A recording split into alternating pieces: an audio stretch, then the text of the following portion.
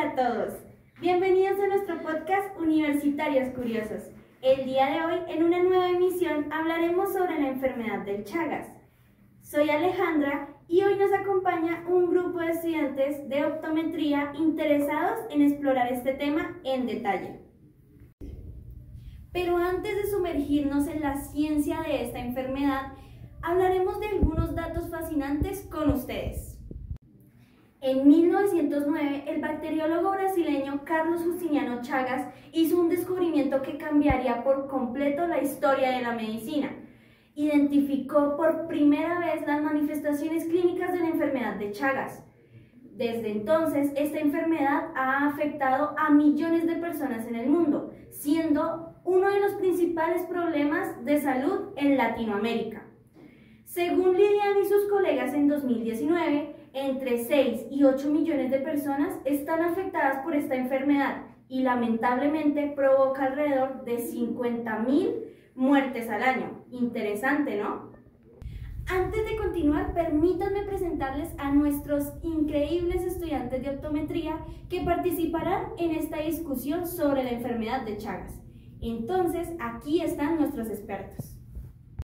Laura, que ha investigado ampliamente sobre la epidemiología de esta enfermedad. Yuri, cuyo enfoque de investigación se centra en la inmunología, especialmente en la parte del sistema inmune. Sebastián, que nos brindará una visión detallada sobre el Trypanosoma cruzi y su ciclo de vida. Ana María, cuyo conocimiento en insectos nos permitirá conocer mejor sobre los triatominos y su papel como vectores en la enfermedad de Chagas. Kevin, quien nos guiará a través de las características clínicas y los métodos de diagnóstico de esta enfermedad. Julián, amante de la inmunología, que nos guiará a través de las consecuencias oculares de esta enfermedad.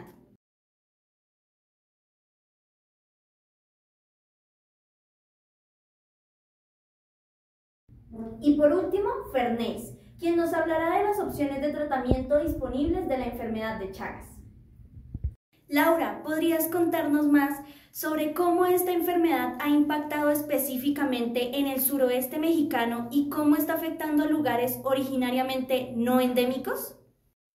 Claro, Alejandra, en el suroeste mexicano se han identificado 18 áreas endémicas de la enfermedad de Chagas, lo que demuestra la prevalencia significativa de esta enfermedad en la región.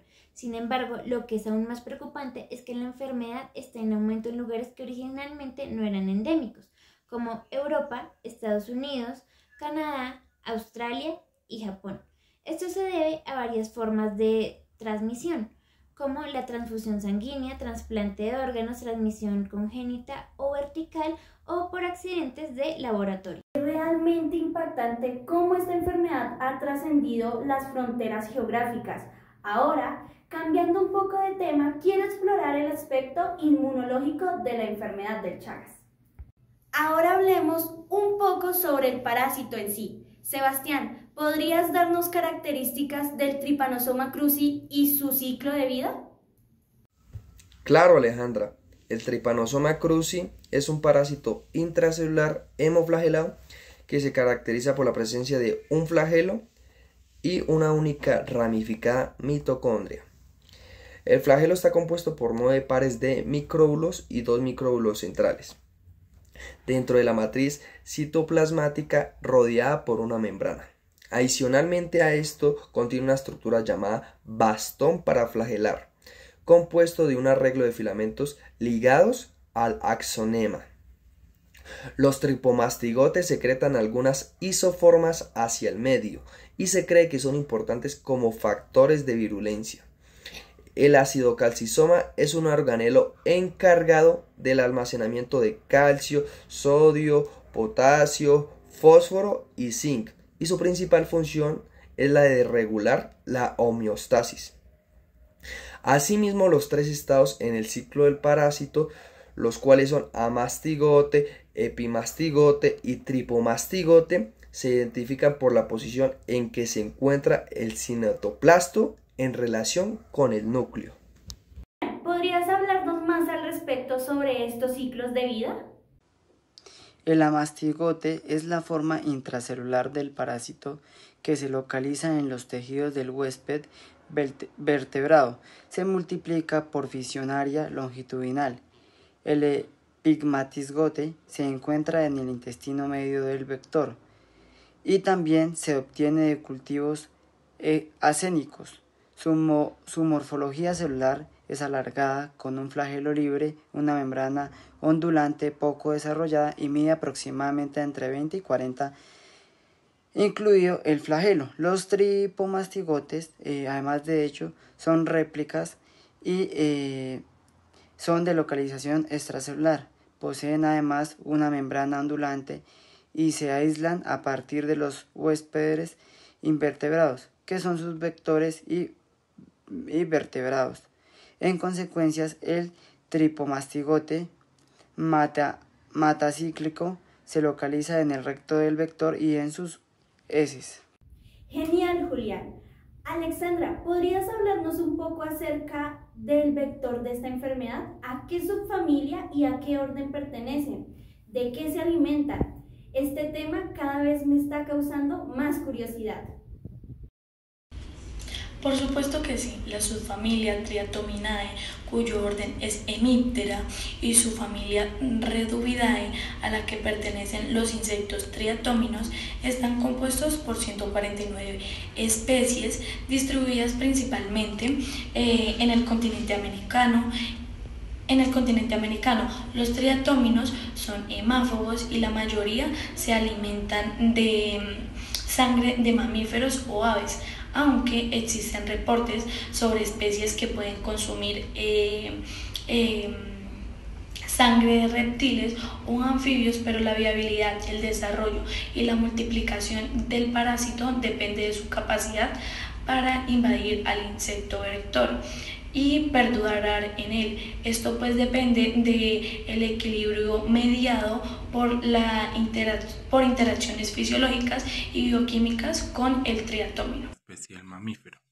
Las heces depositadas en la piel del hospedero contienen tripomastigotes metacíclicos. Por lo regular, la picadura causa escozor, por lo que el hospedero frota la zona afectada y de este modo el parásito puede penetrar la piel o las mucosas. Cuando pican a los hospederos humanos durante la noche, pueden transmitir el parásito a través de su saliva, que contienen sustancias anestésicas y anticoagulantes. Este ciclo de transmisión es crucial para la propagación de la enfermedad. Dentro de la célula huésped se forma una vacuola parasitófora. Los tripomastigotes escapan de esa vacuola y se liberan al citoplasma, donde posteriormente se transformarán en amastigotes y se multiplican. Esto ocurre dentro de todas las células del huésped, excepto en los eritrocitos, porque carecen de purinas y estas son necesarias para los requerimientos necesarios del Trypanosoma cruzi. El triatomino, al alimentarse de la sangre de un hospedero infectado, ingiere los tripomastigotes sanguíneos que llegan a su estómago y posteriormente al intestino medio, donde se transforman en epimastigotes. Estos a continuación migran hacia el recto o intestino posterior del vector, y ahí ocurre la diferenciación a tripomastigotes metacíclicos infecciosos, que finalmente se liberan en las heces del triatomino mientras éste se alimenta de otro hospedero vertebrado. El proceso de diferenciación que ocurre a lo largo del intestino del vector se llama metaciclogénesis. Gracias. Ahora pasemos un poco al hospedador humano. ¿Cuáles son las características de esta enfermedad de Chagas en los humanos? La enfermedad de Chagas en humanos se puede presentar de forma aguda o crónica. En la fase crónica, esta enfermedad puede ser asintomática o generar problemas cardíacos y digestivos. En la fase aguda puede presentar síntomas como fiebre prolongada, malestar general y chagomas en la parte de la picadura. ¿Podrían hablarnos sobre el papel que juega el sistema inmune en esta enfermedad? Comenzaremos hablando sobre la inmunidad innata. Las células como los macrófagos, las células dendríticas y las células NK son activadas y estas desempeñan un papel fundamental en la respuesta inicial contra el Trypanosoma cruzi. Los receptores tipo TOL, especialmente los TLR tipo 2 y los TLR tipo 4, reconocen componentes del parásito como las glicoproteínas que son parecidas a las mucinas. Asimismo, reconocen glicoinocitos, fosfolípidos, lo cual desencadena una respuesta inflamatoria y la producción de citocinas y quimiosinas. Además, durante la respuesta inmune se producen citocinas proinflamatorias como la interleucina 2, el factor de necrosis tumoral y el interferón gamma, y que ayudan a controlar la infección. También se producen quimiosinas como la CCL2, CCL3, CCL4 y CXCL10, que promueven la migración de células inmunitarias al sitio de la infección. En cuanto a la inmunidad adaptativa, la respuesta inmune adaptativa se caracteriza por la producción de anticuerpos específicos contra el Trypanosoma cruzi. Se generan inmunoglobulinas como la IgG e IgE que juegan un papel importante en la opsonización y la eliminación de los parásitos por parte de los macrófagos. Vaya, es impresionante cómo el sistema inmune desempeña un papel tan complejo en la enfermedad de Chagas. Ya casi para terminar, ¿cómo se podría diagnosticar esta enfermedad? Como optómetras, ¿hay algún signo que afecte la visión que les permita detectar esta enfermedad? Claro que sí, para diagnosticar la enfermedad se pueden utilizar métodos parasitológicos directos, como la detección microscópica de tripomastigotes en la sangre o pruebas serológicas para detectar anticuerpos contra el parásito como optómetras.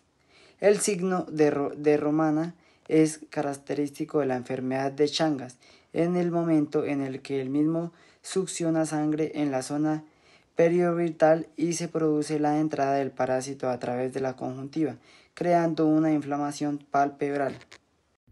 Entendido. Finalmente, ¿qué nos pueden decir sobre el tratamiento de la enfermedad de Chagas? El tratamiento de la enfermedad de Chagas se basa principalmente en dos medicamentos, betnidazol y nifurtimox. Estos medicamentos son eficaces especialmente en la fase aguda de la enfermedad, pero su eficacia puede disminuir en la fase crónica. Idealmente, el tratamiento debe administrarse durante 60 días, pero en algunos casos puede ser necesario acortar la duración del tratamiento debido a reacciones adversas. Muchas gracias a todos por sus valiosas contribuciones. Ha sido increíble explorar en detalle la ciencia detrás de la enfermedad de Chagas. Espero que nuestros oyentes hayan encontrado esta discusión tan fascinante como yo. ¡Hasta la próxima!